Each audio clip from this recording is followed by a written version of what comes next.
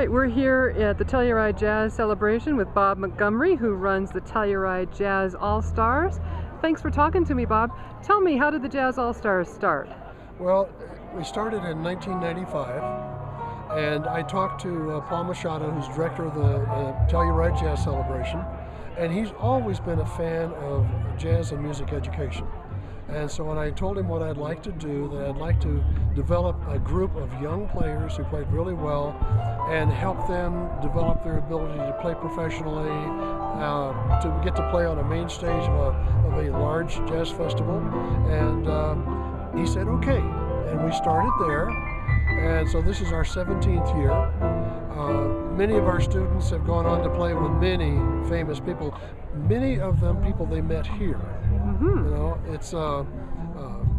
it's been amazing. We had one young player, 17, 2 months after he left here, joined Maynard Ferguson's band. Wow. Larry Coryell hired one of our drummers to play with him. And we're about to hear Alex Brown, right? Alex Brown he's is playing with Paquito. And he was one of, actually the first 2 years that Alex played in the All-Stars, he played violin. And the third year he played piano. He's playing piano with Paquito. And another young player, Marshall Gilks, is playing in the band that plays right after. And he was an all-star many years ago. Trombone player, right? Yes. Yeah. Wonderful trombone player. Yeah. I think he's playing in the WDR band in Germany now. Oh, okay. But he's here to play with I think it's a harp player. Yeah, with Edmar Castaneda. Right, yeah. that's it. Yeah, that'll be great. And so over the years, our kids have really grown up, and it's amazing how well they play. I mean, every year we audition, and we have stacks of auditions, and so we start going through them. It takes about a week to get through all of them and finally pick. We try to pick 6 to 8 kids. Kids, and they play like they're 40 years old. This year we have 10. Just because it worked out that way. And we have 2 bass players, which we've never done before, but these 2 bass players played so well and were so equal, we decided, okay, we'll figure out ways to use 2 bass players. You know, we can play Africa, which Coltrane used 2 bass players on that, and you can play 2 bass hit, and we've got some other tunes that we've worked it out, and on most of the tunes then they take turns playing.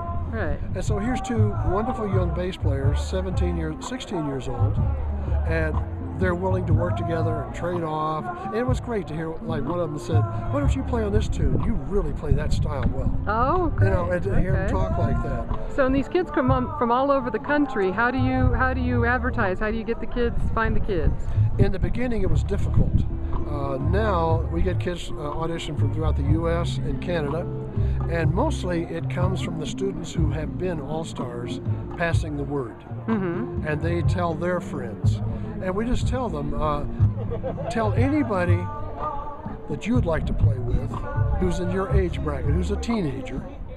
And the youngest we've ever had is 13. That was Matt Stallhut, who was a great alto player. Played with us for 5 years, actually. Oh, okay. So people can come back. I know. A few people are back. Yeah, we have 2 back, our vocalist and 1 bass player that played last year.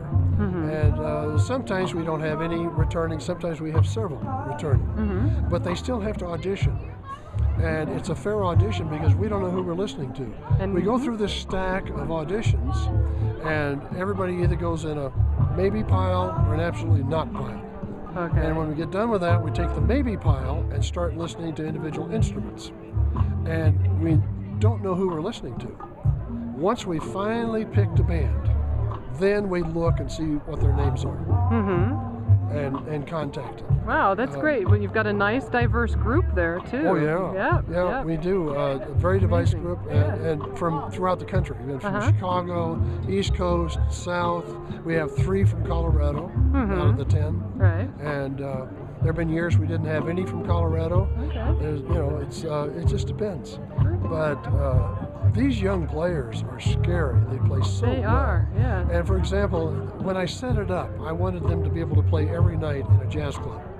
So they do that. And now on the evening performances, they call tunes. It's a jam session. You cannot call a tune they don't know. You can go back to the standards. You can do the jazz standards. You can. Last night they played a Roy Hargrove tune. Somebody said, "Oh, let's play such and such." Every one of them knew it. And it was, and my jaw just drops. And, you know, like, how does a 15-year-old know all of that? You know, Well, are all of them in jazz bands in school, or are they studying privately, or is it a mix? Many of them have learned by listening. Some of them are in jazz programs, and if they happen to be in a good jazz program where actual jazz is taught, improvisation, and they're made to listen to the great players as well as the new players. I always tell them, if you're going to be a jazz player, you should have one foot in history and one foot in the future, and it's your responsibility to represent both.